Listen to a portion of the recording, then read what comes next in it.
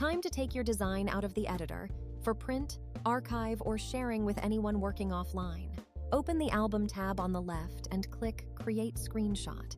The Image Settings dialog opens with a live preview on the right. Set a file name, pick an image format, JPG or PNG, and a resolution. Medium for quick previews, high for clean shares, ultra for large 2D plans where every detail still needs to read sharp. Fine-tune what shows on the image. Toggle Show banner for the watermark, show grid for measurement lines, show furniture and decor, show ceiling objects, and showroom labels. Black and white flattens the colors. Click Update Preview to refresh the right-hand image.